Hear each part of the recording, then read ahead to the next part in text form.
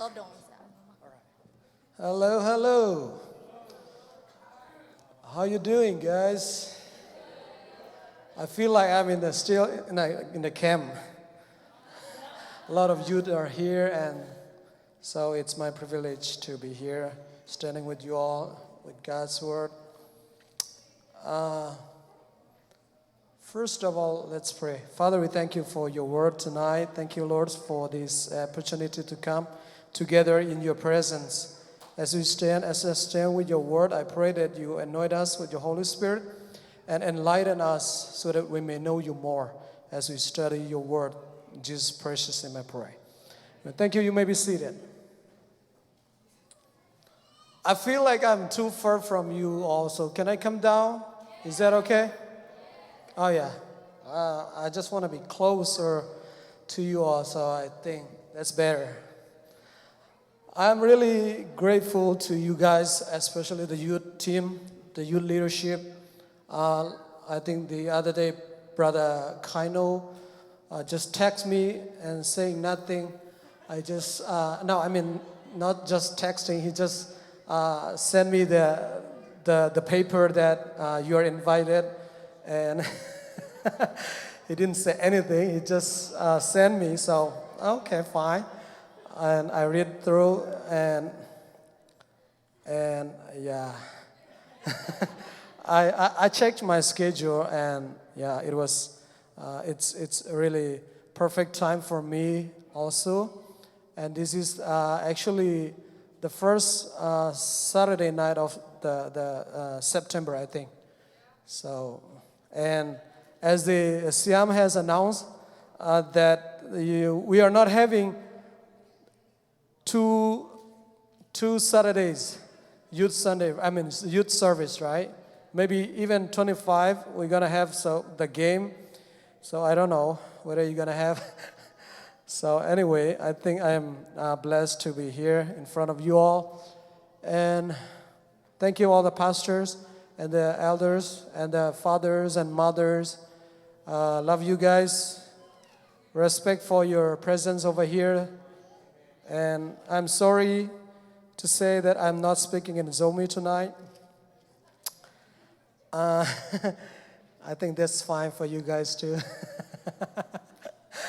All right. Actually, tonight I prepare to do kind of like teaching more than preaching. So I want you guys to come over here if you want to, and all the boys, the younger boys, I would like you to come over here if you want, or not if you want, just come over here. The youth, the boys, the younger guys can come over to the front.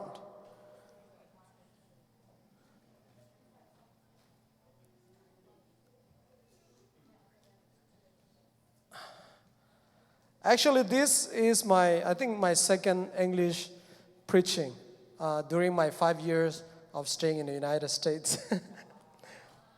Wow, yeah, it's so wow. Thank you for wowing. The first time was during my studies at Lipscomb, in front of my professor and my classmates, so in front of the real English guys. So I'm so excited. I was so nervous, and I don't know what I preached over there. So, but now I'm really, of course, I'm really excited too. Although we are the same tribe or same people, coming from the same place, and it's my second time in 5 years. And actually, I would like to borrow Brother Daniel's ideas and his English vocabulary or everything, accents. He's so good. You guys are amazing. I used to check the website, the videos that you post on Facebook and even in YouTube. Mostly, I was checking the English service. So I really appreciate all that you've done. Very good. You did good job. And I'm taking up to like 9 o'clock. So is that fine? Is that okay? Yeah. So you better careful the way you sit. Or you can just change the way you sit. All right, let's go to the book of Matthew, Gospel according to Matthew chapter 16. Since I was saying like I'm going to do more like Bible study, I want you to involve if I ask something. Is that okay? If you don't understand my English, you can just ask me in Zomi, no problem. Okay, even mamas and daddies, they can ask anything you want. All right? That's fine. Do you bring your Bible? Can I see your Bible? I don't want to see your phone, but the Bible. Just kidding. Actually, I would like you to encourage all of you to bring your Bible in the church.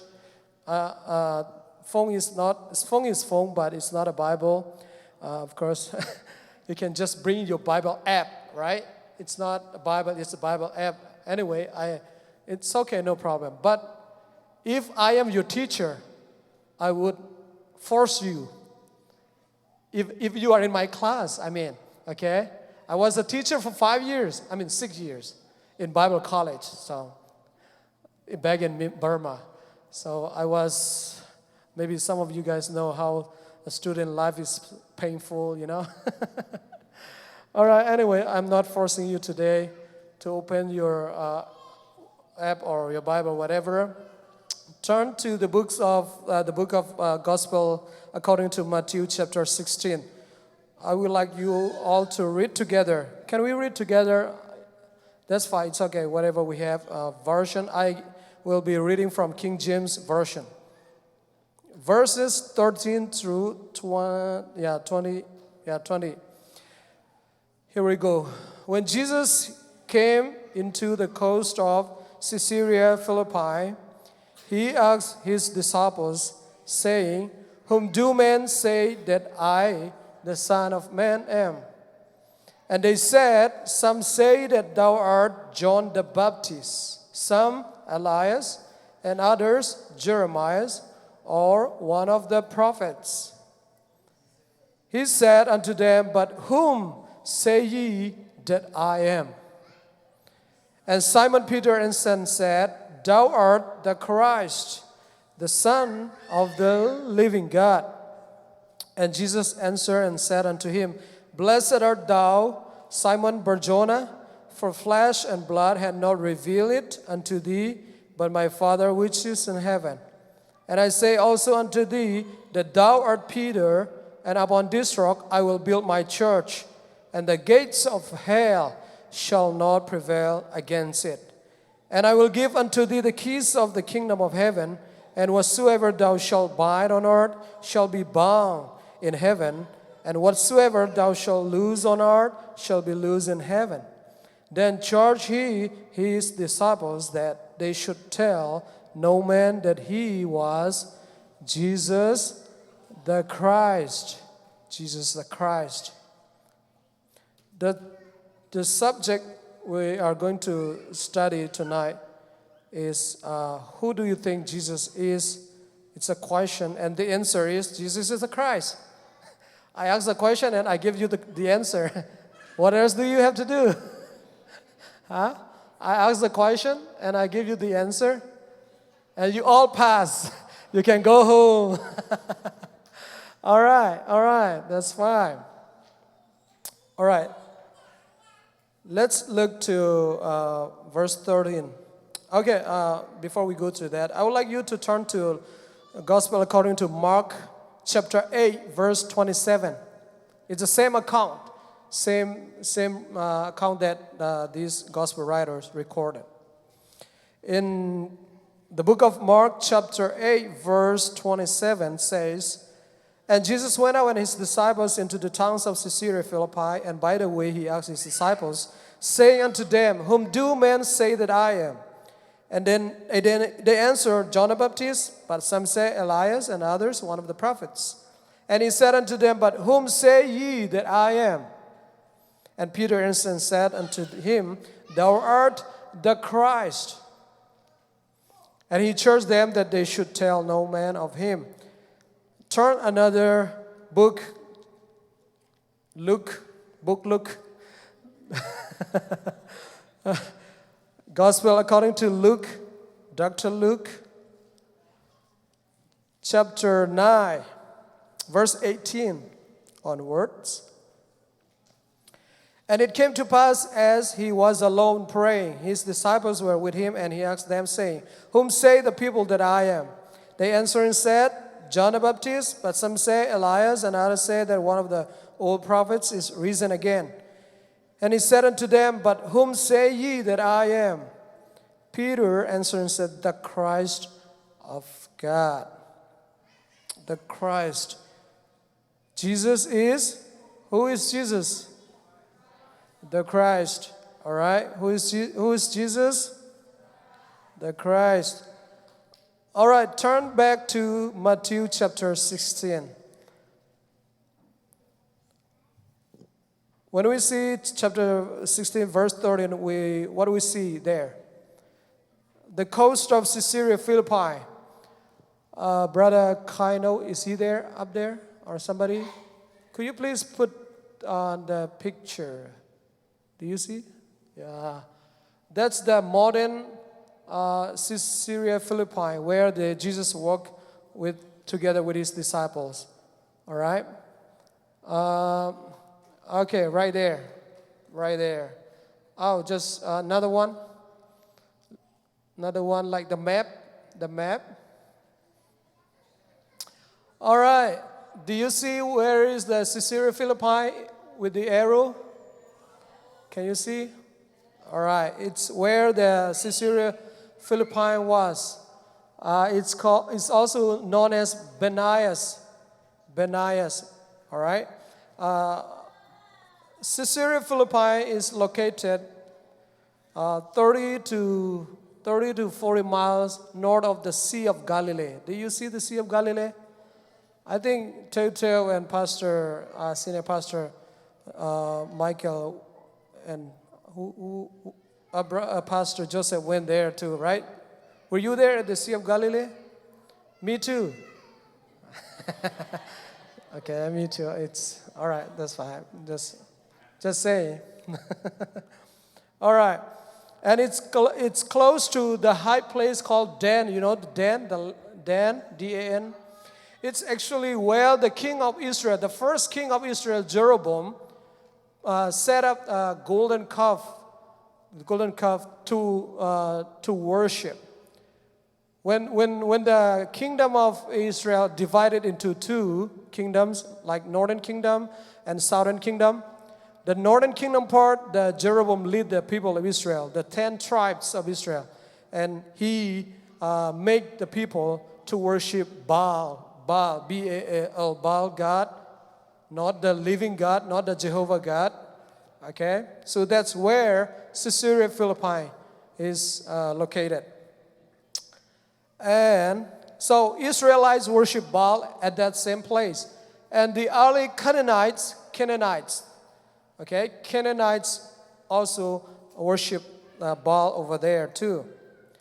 So during the time of Greeks, it also became the key place to worship the god called Pan, P-A-N, Pan.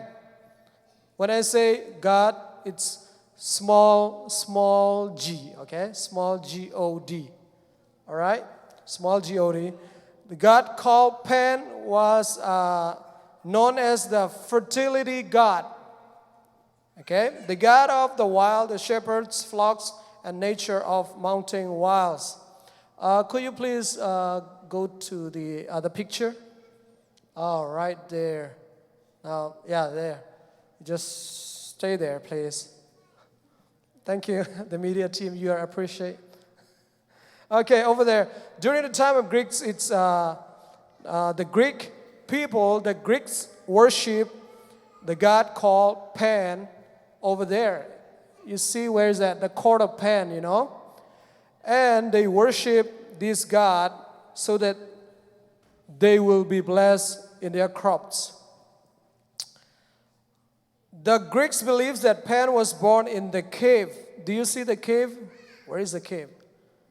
It's behind the temple of Augustus. All right? Okay, it's behind the temple of Augustus. There is a cave. All right, you can check Google if you want to. But right now, don't use your phone for Google or Facebook or anything. Just focus on this screen.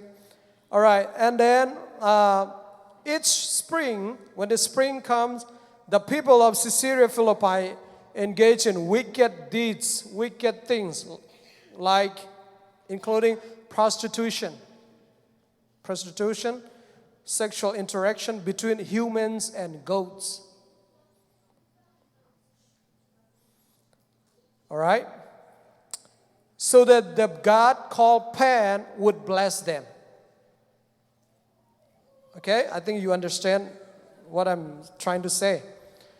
All right. The cave is also considered as the gates of the spiritual underworld. The cave is also known as the gates of the spiritual underworld. Okay? So it's kind of like the place where everybody come and worship false gods. All right? They have a lot of gods. And during the time of Romans, Herod the Great built a temple called Temple of Augustus. This one to the left, to our left. Honoring to the Augustus Caesar. And his son, Herod Philip, also built Caesarea Philippi, called the city Caesarea Philippi, to honor Tiberius Caesar. So I just would like to go back to do a little bit of background study so that you may understand what the context of the passage that we read together. Okay? So there was a court area to worship the god Pan, and there's a temple dedicated to the false god Zeus. Do you see that? That's Greek god, not my God, not your God, okay? All right. There's the upper tomb temple, lower tomb temple. They call it a temple of dancing goats. All right? Because there they have the goats, they are selling goats, so that people would buy the goats and make sacrifice to the god Pan, P-A-N, Pan. But before they made a sacrifice, what do they do? You know, what did they do? They dance with the goats. All right, okay. All right, they dance with the goats. Not only dancing, they were having what do you call? Yeah, sexual interaction with even the goats. That's what these false gods, these people were worshiping. All right? Okay? Just keep in mind, all right? Just keep in mind. Bear in mind. Okay. So it was, a worldwide gathering place of worship to numerous false gods. And even children would be thrown alive, okay? Children would be thrown alive in the entrance over there, in the entrance of the camp, the cave, as a sacrifice. Okay? All right. Some even believe that man would mate with goats in the courtyard to get blessing from their God. Okay? And so this place is an evil place where the worst Satan or the sinful humanity could offer. So the disciples would never go there. For the disciples also, it's the first time for them to go that area, the coast of Caesarea Philippi. So when Jesus brought his disciples to that same place, Jesus had a great purpose. All right? Having a great purpose in his mind, Jesus had a conversation, or Jesus had the as we read in the passage, talked about who he really is. Okay, who he really is. Okay, so this place, his visit was the last visit before the last visit to Jerusalem. So while they were in front of all these false gods and evil place, Jesus asked to his disciples, asking that, what is the first question? Who do people say I, the Son of Man, am? Who other people say that, who am I? Not your view or not your point, not your belief, but who others says to me, all right? Okay, what is the answer for that? Do you want to read your Bible? Some say John the Baptist. Okay, some say John the Baptist. Why John the Baptist? John the Baptist, actually, he was the forerunner of the Messiah. He was beheaded by Herod Antipas on his birthday. Okay, Herod's birthday. So some say that Jesus was John the Baptist raised from the dead. But when we compare to John the Baptist and Jesus Christ, Jesus was not John the Baptist. The mission was different. Okay? All right. He was not John the Baptist. What is another one? Some say Elijah. When we look to Malachi 4:5, there was a prophecy that Elijah would come back. Right? There was a prophecy that says Elijah would be back. But when we look to the book of Luke chapter 1, we see that John the Baptist came in the spirit and power of Elijah. So Jesus was not Elijah either. And another one was that Jeremiah. Jeremiah was the weeping prophet, right? He weeps all the time. He wept all the time. He cried all the time for his people, for Jerusalem, because he foresaw that Jerusalem would be destroyed, would be burned down. And the people of Israel, the people of Judah would be taken captive to the Babylon. He foresaw everything. So he only had to cry.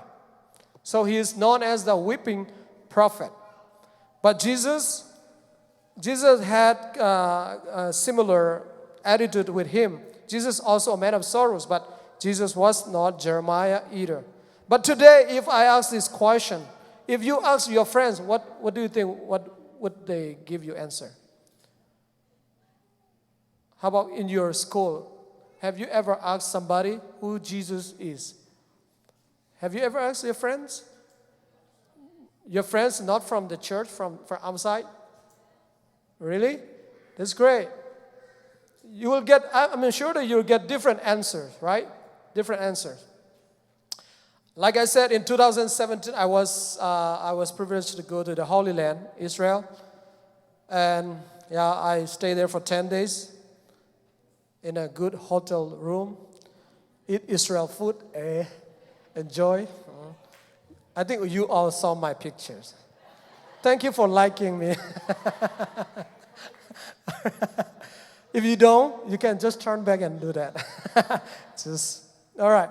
So we had a big conference one night, and then the Jewish professor was leading the conference. We are having the conference over there, and somebody asked to her. The professor was a lady, so she was a doctorate. So somebody asked to her and said, "Who Jesus was to you?" Her answer was just simple. He was just one of my brothers. For Jewish, Jesus was just a brother from another mother. No, for Jews, not for us. Okay, all right. For Jewish, all right. For the Islamics, Jesus was one of the prophets, but not even at the same level of Prophet Muhammad. Just one of. And for the Romans, I think he was the good teacher or prophet, or maybe disobedient Jewish man. All right. And for the Greeks, he was just a foolish and poor Jewish boy, maybe man. But for Americans, what do you think? For Americans, everybody, you all are American, I think, except me. All right. I'm not American yet. You guys. For Americans, what do you think Jesus would be? God or Savior?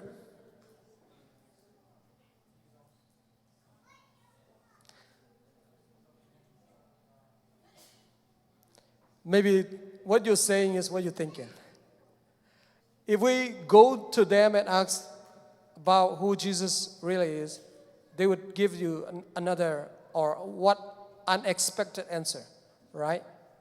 You can check to the YouTube and just type who Jesus was, and many YouTubers will pop up and say Jesus was just a man, or just a miracle worker, or something like that. Maybe a Jewish boy, whatever. Maybe a Sunday God or a Saturday God. They will say like that, or I don't know. But it really doesn't matter who people say Jesus is. But what matters the most is there's a second question. Let's look to second question. Verse 15 says, "But whom say ye that I am?" Hello, young boys and young girls. Who do you say Jesus is? That's the important question in this text. Okay? All right? Okay, let's see the answer of Simon Peter. Peter answered and said, what is his answer? "You are the Christ, the Son of the living God. You are the Christ." Jesus is the Messiah, the Christ. Christ and Messiah is the same thing. Messiah is in Hebrew language, and Christ is in Greek language. So the meaning is the anointed one, the anointed king, the promised king. We sang a song called King of Glory. Jesus is the king. All right? Jesus is the king, the anointed one, the promised one. But during the time of Jesus, nobody accepted him as the Messiah, as their king, as their promised king, except his disciples. Even his brothers and sisters did not accept at the first place. But later, they accept him as the Messiah. Okay? All right. So, the Messiah is the only hope for Israel, the people of Israel during that time. So, for the people of Israel, they hope that the Messiah would come and save them from the bondage of Roman Empire. Jesus was born during the time of what? Roman Empire. Okay? Roman were ruling the world.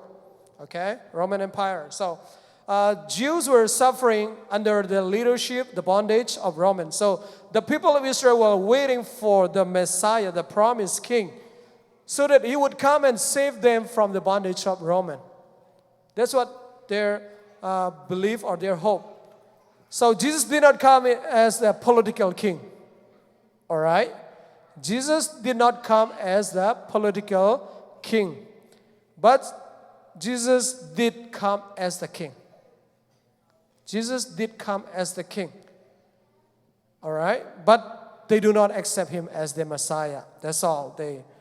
So the book of Matthew, the theme of the whole book of Matthew is the king and his kingdom. John the Baptist, when he started ministry, he preached about the kingdom of heaven. The kingdom of heaven is at hand. Jesus also preach or teach about the kingdom of heaven, the kingdom of God, his kingdom. Okay. Peter confessed Jesus as the Messiah, the Christ, the Son of the living God. Based on his confession, Jesus replied something very important thing. Let's look to verse 18. Thou art Peter, okay? And upon this rock, what is that? I will build my church, and the gates of hell shall not prevail against it. You are Peter. Peter in Greek is, I think it's Petros. Petros. Petros means a stone. It's not the rock, it's a stone. So when Jesus said, upon this rock I will build my church, he didn't say that he will build his church upon Peter. That's not the meaning. That's not the point. All right? But today when we look to Christianity, there are a lot of people who think and believe that Peter was the foundation of the church. Or maybe Peter was the first pastor or pope or papa or whatever. Poo-poo or whatever. But Jesus did not build his church on a person or a man called Peter. All right? Let's look to the word. Here, I told you, Peter is Petros in Greek, and the meaning is a stone. And the other word, the rock. Upon this rock, the rock in Greek is Petra. Petra. So the rock doesn't refer to Peter. All right? So when what the rock refer is that the confession that Peter made. What is the confession? What is the confession? What? Louder, please. What is the confession of Peter? Jesus is the Christ. Jesus is the Messiah. Jesus is the King. Jesus is the pastor. Jesus is the foundation rock. Rock of ages. Amen. Jesus is the foundation rock upon which the church is built. Not Peter. Okay? All right? Okay, 1 Corinthians 3:11 says, for other foundation can no man lay than this is laid, which is Jesus Christ. Ephesians 2:20 says, you are built upon the foundation of the apostles and prophets, with Christ Jesus himself the chief cornerstone. Jesus Christ is the cornerstone, the chief cornerstone upon which the church is built. All right. So Jesus did not build his church upon a man called Peter, but upon his confession that Jesus is the Messiah. Jesus is the founder. Jesus is the founder. Amen? Don't ever say that I'm the founder. You may be the founder of something. Right? Okay. So Jesus says, this church is my church, and the gates of hell shall not prevail against it. The gates of hell, the gates of Hades. All right? It's Jesus was standing in front of this place, in front of the place where the false gods were worshipped. So Jesus saying that these gates, the gates of the underground, all right, the gates of underground cannot overcome, cannot overpower upon the church that I'm going to bridge to build. That's the promise that Jesus made in this book of Matthew. So, what is the church? The word church is Greek. In Greek, it's ekklesia. Ekklesia means a call out one, a call out one, or call out assembly, gathering of the call of people. We are called out of the world. So we are not of the world. All right? We are not of the world. We are called out of the world. Come on, follow me. We are not of the world. We are called out of the world. Do you get me? Okay, I hope so. So we should not live like the world lives. Amen? All right. Okay, let's continue. So Jesus said to Peter, I will give you the keys of what? The kingdom of heaven. Jesus is saying that to Peter, I will give you the keys of the kingdom of heaven. So Peter had the key. All right, the keys. The keys. What is the key for? What is the key for? What is the key for? To open something, right? To open the lock. All right. Peter had the keys to open the kingdom of heaven. When did he open the key? When did he use the key? First and foremost, he used the key on the day of Pentecost. Let's go to book of Acts chapter 2. You can go. I will not go. Just you can go. Come on. Peter only used for the first time, okay, on the day of Pentecost. Before that, he did not use it.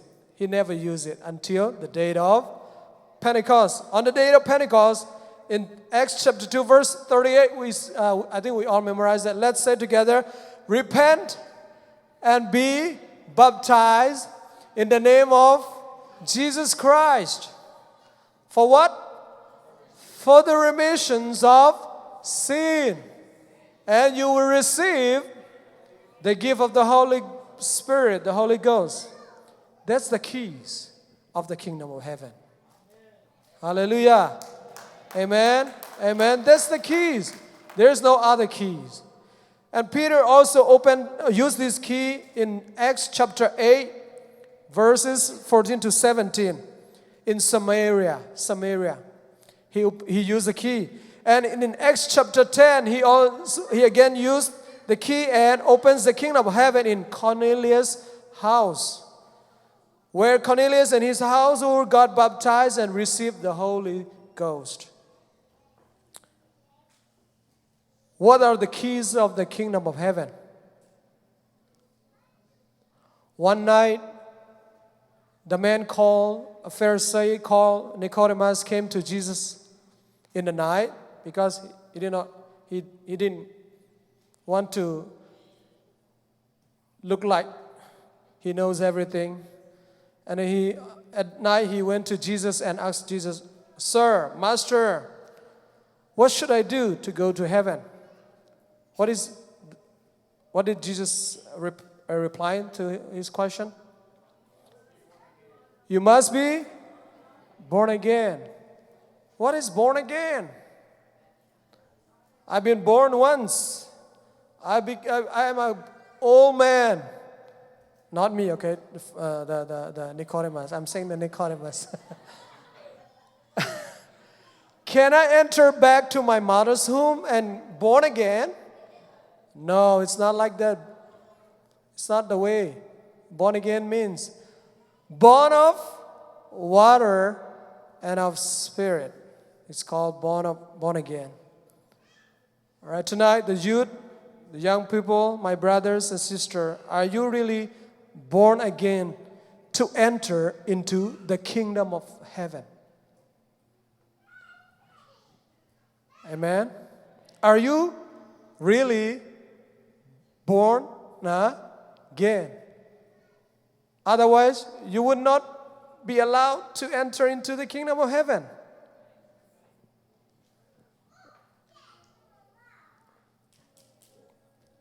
The church that Jesus built begins on the day of Pentecost, and that church which the gates of hell will not prevent against. All right? Hallelujah. Finally, okay, I'm almost done, and it's 8:37. Oh, God. Finally, my question to you, the young people, the youth, especially the youth, girls and boys. My question to you is that who really is Jesus Christ to you, for you, to you? The answer is so much important, very important. Okay? Very important. And so foundational to our faith, to what we believe. Because the answer that you are having, do you have the answer? No, not yet. Who is Jesus to you? Who is Jesus to you? The answer is important because the answer of this question shows your relationship with Him. Amen. Here we have pastors. I will ask one pastor. Pastor Swan, could you please stand right there? Yeah, thank you. Thank you very much. And where is Pauno? Pauno, could you please stand, please? Because you are getting married, and after marriage, I cannot force you anything. All right. Who is this man to you? Let's say Pastor Swan. Who is this? Your father. How do you know that?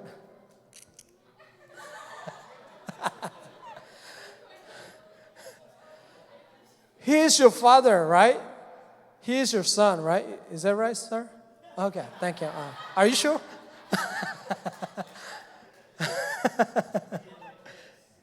DNA test. All right. Oh, I believe. Okay. All right, thank you. So he is your dad. Are you sure that? So since he's your dad, you have to love him, right? Right? Do you love him? Do you respect him? Do you obey him? Right? Do you do what he told you to do? Thank you. Really? Thank you. Sit down. Thank you. You may be seated. I just want to show you the relationship between Pastor Swan and his son. They have blood relationship. If Jesus, okay, what was that? Alia-san, Baek-san, can you say Pastor Swan as your daddy? No. Why? No. You cannot say. You don't have any relationship, right? I mean, blood relationship. Okay, what I would like to focus here is that if Jesus is your Lord and Savior, you have a relationship that nobody could have or nobody had, right? If you say Jesus is my Lord, okay? If you say Jesus is my Master or my Savior or my Lord, that means that you are no longer yours. You are no longer yours. I am no longer mine. I belong to Him. You belong to Him. Because He is my Master. You know what the relationship I'm trying to show you? The young girls?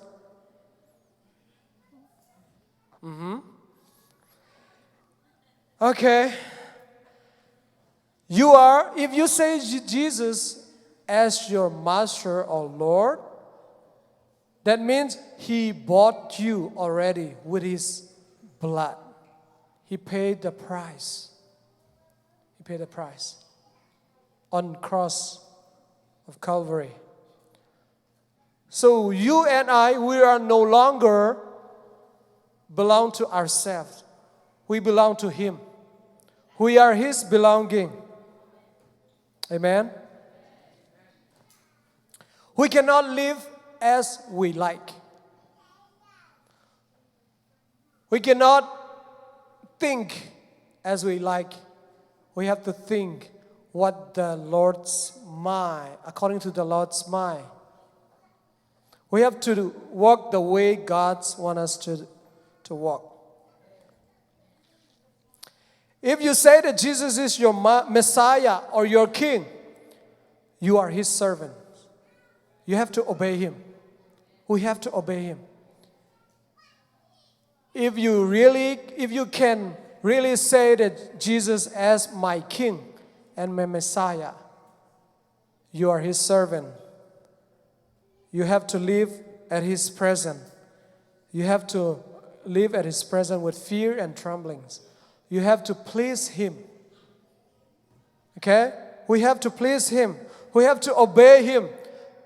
If He is our King, we have to obey what? His law. In order to live in His kingdom. The church is His kingdom. We have to live according to His words. This is His words. This is His law. We are here in the United States, the independent country, right? We don't know about what the kingdom look like. Do you know that? No, we don't know. Because we are independent. Too independent, so independent. We live whatever we do whatever we want. We eat whatever we want. We live as we like. But I think the brother Daniel knows more about being under someone, under the authorities. All right? If we accept Jesus as our Messiah, if we believe Jesus as our Messiah, the King, we have to obey the law. Shall we stand together? Can someone play keyboard music? I would like especially all the youth or everybody here to consider ourselves. Are we really having good relationship with Jesus Christ? Who is Jesus Christ to all of us? Peter, the apostle Peter, died on the cross, hanging upside down for the sake of his master, Jesus Christ, his Messiah. The beloved John, the apostle John, was boiled with oil, okay, hot oil. And he was cast out to the Patmos island for the love of his Messiah. The other apostles and many other disciples of Jesus Christ were tortured, burned, and hanged and died in prisons because of their love toward the Messiah. I think last week or this week I read the news that the Taliban in Afghanistan, the Taliban destroyed the underground church and killed all of the Christians in Kabul. How sad it was to hear. We are here in the United States enjoying the freedom, the rights. Okay, that's fine, no problem. But we have to understand we belong to Jesus. We have to live according to Jesus, what Jesus wants us to do. Are we living an example life, the youth? Our theme for this year is be example, right? Are we living an example life as a youth, as a Christian, as a follower of Christ, as a disciple of Jesus Christ? Let's close our eyes together. Let us once again surrender to Jesus Christ. Let's lift our hands together and Lord, I want to make a decision. I want to make a decision to follow you. Let us make a decision to follow Jesus Christ, who is our Lord and Savior, and who is our Messiah, who is our King. Oh, hallelujah. Oh, hallelujah. Let us open our hearts together and say to Jesus, I surrender all. We need to surrender before Jesus, before our King. If we want to live an example life, we have to obey His will, His way, and His words.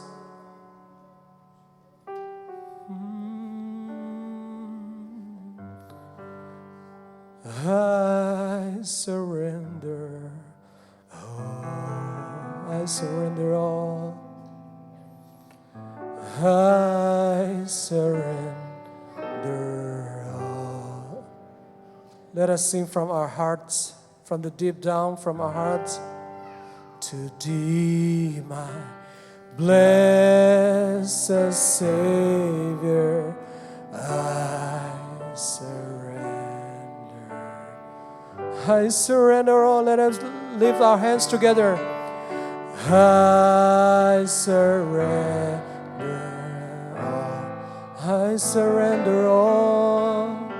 I surrender all to Thee, to Thee, my blessed Savior, I surrender. Let us open our hearts, our mouth, and say to Jesus, Lord, I would like to make a decision tonight to follow You. Oh, to follow Your steps. You are my Messiah. You are my King. You are my Savior. You are my Lord. Oh, hallelujah. Let us check our relationship with our Lord Jesus Christ. Where are you right now? Wherever you are, turn our hearts to Jesus Christ. Say, Lord, forgive me for what I did. Forgive me for the mistakes that I made. Jesus is ready to accept us just as who you are. Oh, Lord, we come before You tonight. We come before You tonight, Lord. We are at Your service. We are at Your presence. We are Your servants. Oh, You are our King and our Master. Lord, I pray for these young men and women that they will decide, they will make a decision to follow You, Lord. Hallelujah, hallelujah. I surrender all. I surrender all to You, Lord. Oh, Jesus, help us to know Your way. Help us to know You more. Help us to know Your words.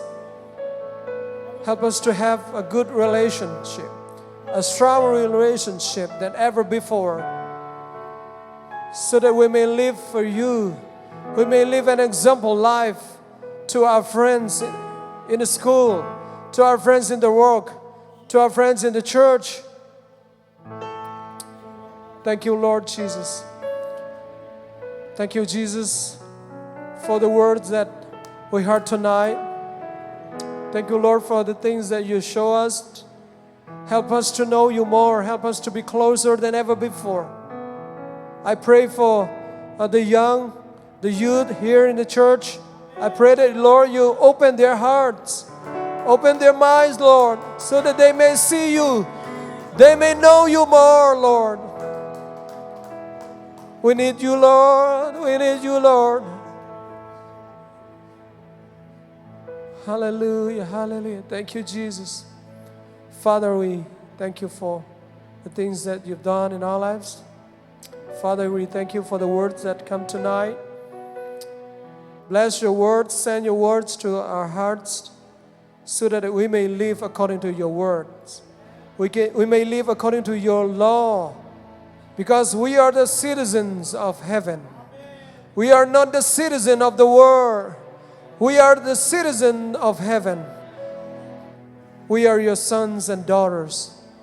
Father, help us to know Your will, Your purpose, and Your mind and Your heart. I pray that You bless these young men and women and our fathers and our mothers and our pastors. Those are here tonight. You bless them. Send us with Your blessing. Bless us. Give us wisdom and knowledge. Give us power so that, Lord, we may live for you as a living testimony. We want to be a living testimony for you, Lord. We submit our lives together. Thank you, Lord. As we go out from here, send us with your blessing, with your power. With thanksgiving in Jesus' precious name. Amen. Amen. Thank you so much. God bless you all.